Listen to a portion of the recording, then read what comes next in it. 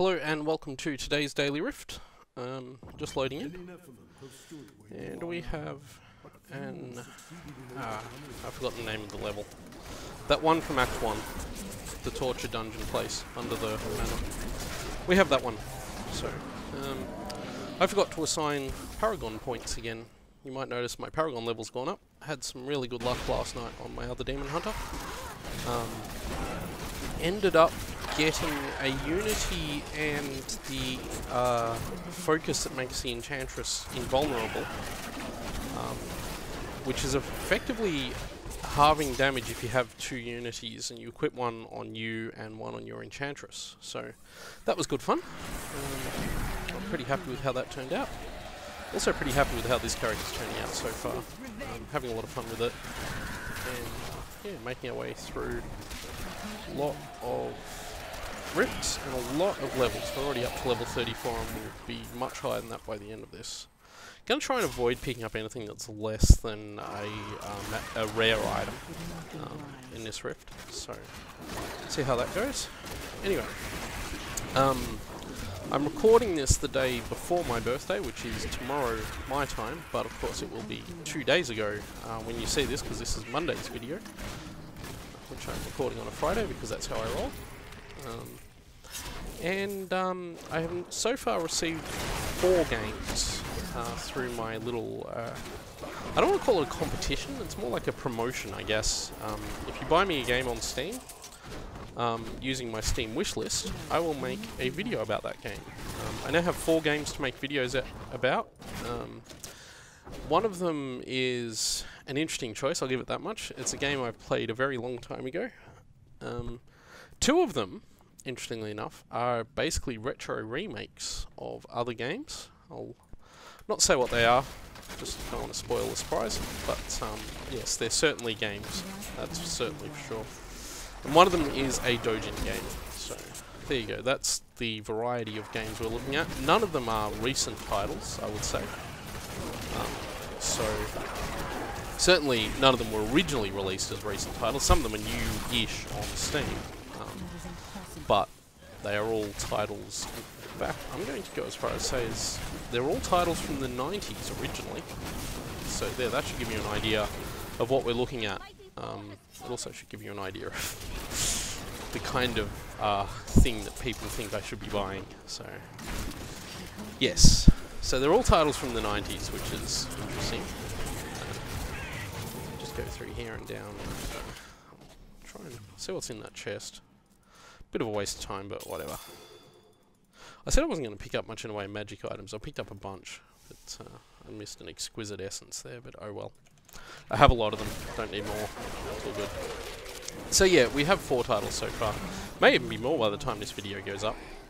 And I'm leaving the offer open until the end of this week. So this Friday will be when I close up the offer, and whatever games I have by then will be the ones done with. So I am keeping a check of who's been buying me what. So I know what games I need to make videos about. And let's just say that it is going to be an interesting time. So yeah.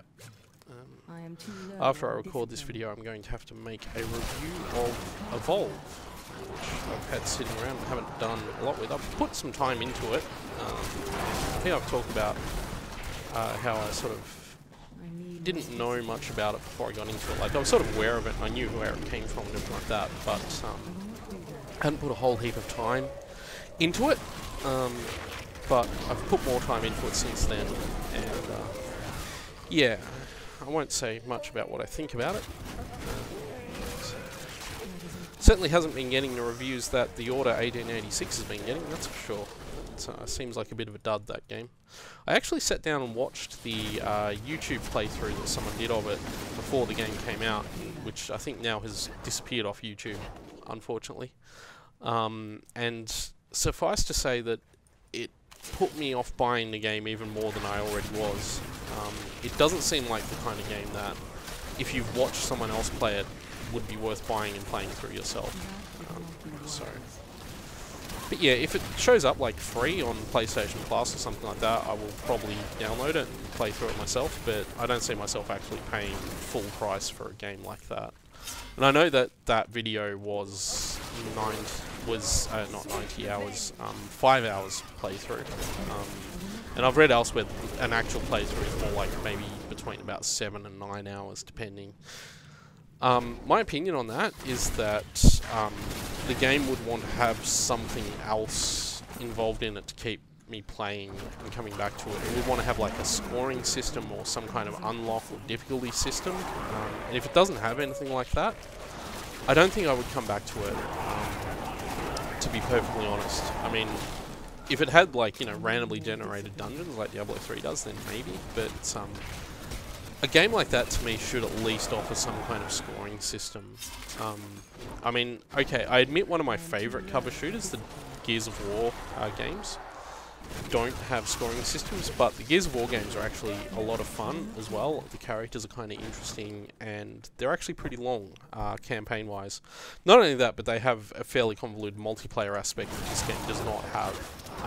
So, yeah, they have multiplayer to keep you playing. Not that I participate much in Gears of War multiplayer, but I did play it a little bit when they were popular. The first two was sort of what I focused on. And I have a housemate who's a big fan of the whole trilogy, so we have all 3 games, and I've played through them. And I've always liked them. To be honest, I've always been a bit of a fan of anything that's come out of Epic, who's the company behind the Gears of War games. I was always a big fan of the Unreal games, and I think that's kind of what sold me on Gears of War, was it was basically Unreal 3's answer to Unreal, or Unreal Engine 3's answer to Unreal. I can remember getting the original Unreal, oh wow, when it first came out, and we had, we'd just gotten a Pentium 2 400 computer, which was an upgrade from an old P166 that my dad inherited from someone.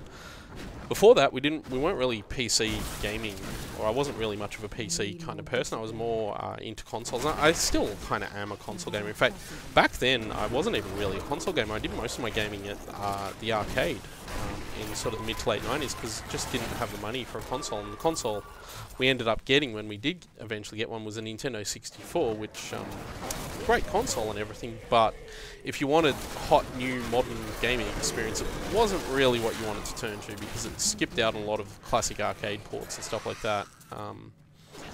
I don't really regret not owning a PlayStation in the late 90s, but I certainly, looking back now, missed out on a lot because of the fact that I didn't have a PlayStation or a PC. Yeah, I mostly played through the arcades. The only game I played heavily on Nintendo 64, funnily enough, was Star Fox, or as it was called here in Australia, Lilac Wars. I still don't understand why they did that. But yeah, so that was like the game I played the most on my 64. I got really good at it. I was able to get nearly 2,000 points on a run through, which is a decent-ish score, or at least I always thought it was a decent-ish score. I did watch a little while ago someone play that game near perfectly and get like 2,500 points or something ridiculous like that through a near-perfect playthrough. Which is just crazy. If you know anything about the way that game scores, you'll understand how good 2,500 points is on a Star Fox run. But I was able to gold medal every level, pretty much at will in the end. And yeah, and obviously if I went back to it now, I'd be terrible at it, but it'd be pretty fun actually. Go back and try and get good at Star Fox 64 again, or Lilac Wars as we called it in Australia.